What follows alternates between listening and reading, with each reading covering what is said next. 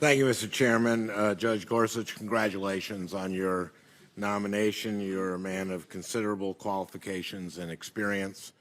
And having reviewed your decisions, I can say that you're a man of strong opinions. But the task before this committee is not to determine whether you are a man of conviction. Rather, it is incumbent upon us to determine whether the views that you espouse and whether your interpretation of the Constitution take proper measure of the challenges the American people face every day.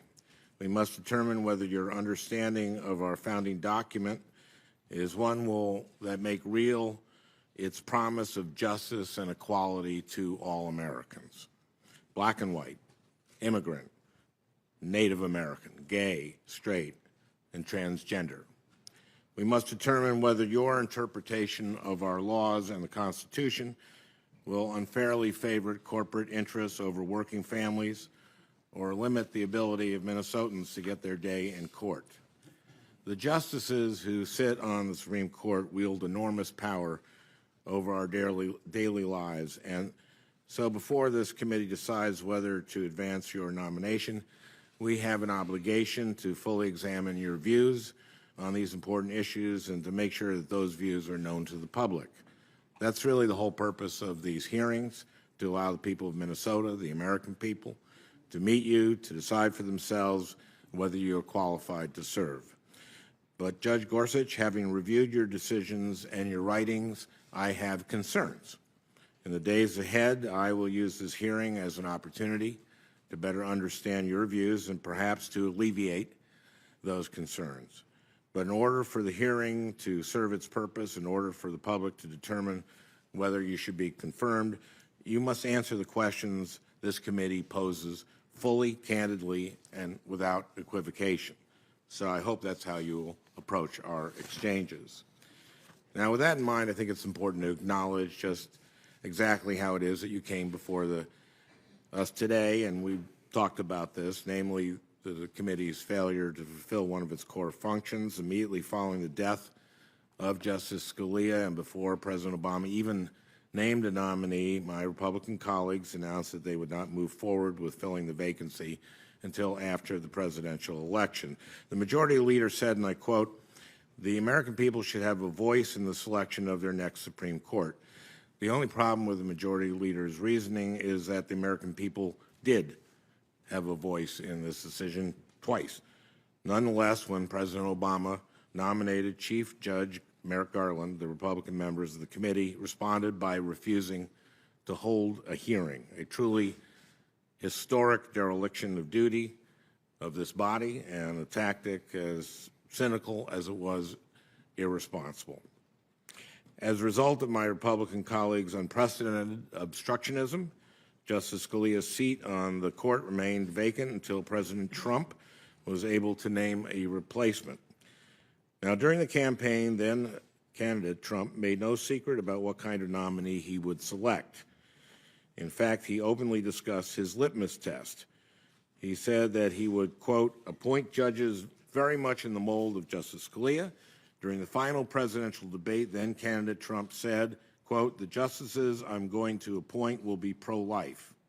They will have a conservative bent. Now, Justice Scalia was a man of great conviction and, it should be said, a man of great humor. But Justice Scalia embraced a rigid view of our Constitution, a view blind to the equal dignity of LGBT people and hostile to women's reproductive rights, and a view that often refused to acknowledge the lingering animus in laws and policies that perpetuate the racial divide. Judge Gorsuch, while no one can dispute that the late Judge Scalia's love of the Constitution, the document he revered looks very different from the one that I have sworn to support and defend. So it troubles me that at this critical juncture in our nation's history, at this moment, when our country is so fixated on things that divide us from one another, that President Trump would pledge to appoint jurists whose views of our founding document seek to reinforce those divisions rather than bridge them. This is an important moment in our history.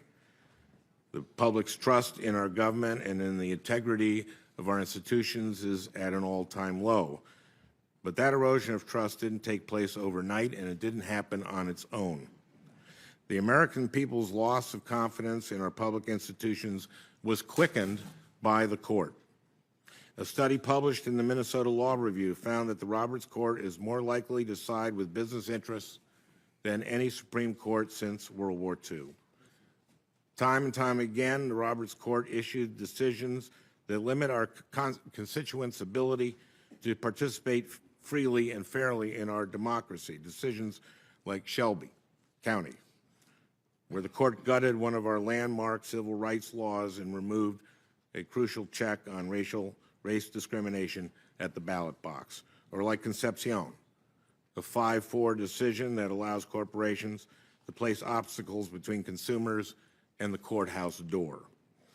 Perhaps most egregious of all was Citizens United, which paved the way for individuals and outside groups to spend unlimited sums of money in our elections. It's no surprise that during the 2016 elections, voters from across the ideological spectrum, Democrats and Republicans alike, described our system as rigged. That's because it is. And the Roberts Court bears a great deal of responsibility for that. Now, in each one of those 5-4 decisions, Justice Scalia was among the majority. So as this committee sets about the task of evaluating his potential successor, I want to better understand the extent to which you share Justice Scalia's judicial philosophy, and I will be paying close attention to the ways in which your views set you apart. One of the ways in which your views are distinct from Justice Scalia's is in the area of administrative law. Just this past August, you wrote an opinion in which you suggested that it may be time to reevaluate what's known as the Chevron doctrine. Now, in broad strokes, the Chevron doctrine provides that courts should be reluctant to overrule agency experts when they are carrying out their missions, like when the FDA sets safety standards for prescription drugs.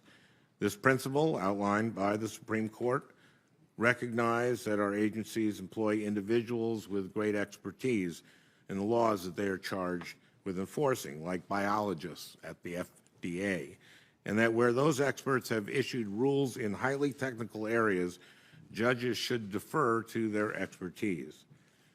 Now, administrative law can be an obscure and sometimes complicated area of the law, but for anyone who cares about clean air or clean water or about the safety of our food and of our medicines, it's incredibly important. And Chevron simply ensures that judges don't discard an agency's expertise without good reason. Justice Scalia recognized this to be true.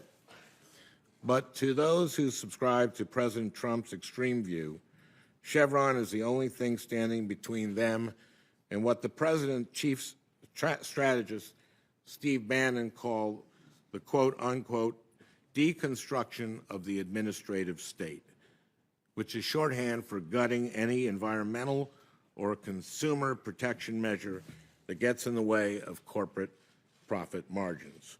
Speaking before a gathering of conservative activists last month, Mr. Bannon explained that the President's appointees were selected to bring about that deconstruction, and I suspect that your nomination, given your views on Chevron, is a key part of that strategy.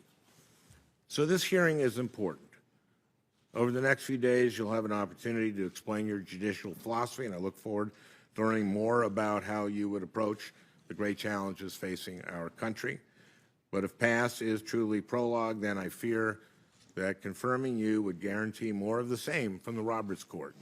Decisions that continue to favor powerful corporate interests over the rights of average Americans. During your time on the 10th Circuit, you have sided with corporations over workers, corporations over consumers, and corporations over women's health. What this moment in our history and our nation's history calls for is a nominee whose experience demonstrates an ability to set aside rigid views in favor of identifying common ground and crafting strong consensus opinions, someone like Merrick Garland. But your record suggests that if confirmed, You will espouse an ideology that I believe has already infected the bench, an ideology that backs big business over individual Americans and refuses to see our country as the dynamic and diverse nation that my constituents wake up in every morning. As I said before, I see this hearing as an opportunity to learn more about your views and perhaps to alleviate some of my concerns. I hope that we are able to have a productive conversation. Thank you, Mr. Chairman.